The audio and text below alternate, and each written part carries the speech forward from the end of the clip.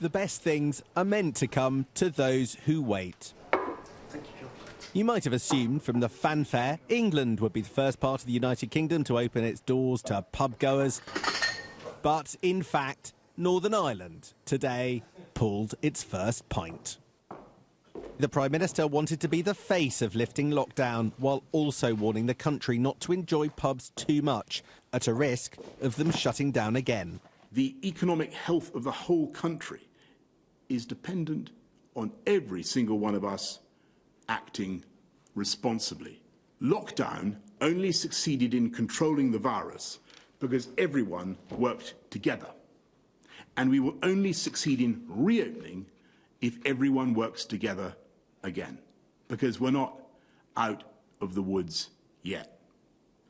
As we take this next step, our biggest step yet on the road to recovery, I urge the British people to do so safely.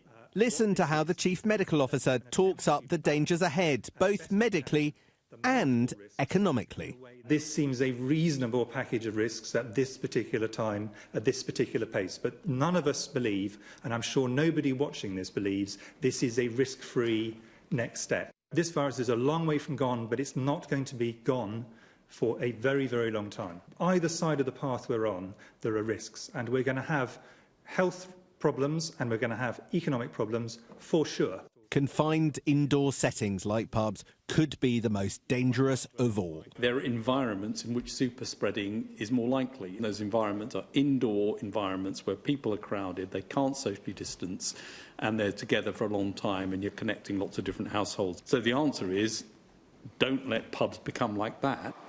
Now the nation holds its breath to find out what happens next. So it's probably just too simplistic to call this phase of lockdown lifting Boris Johnson's big gamble.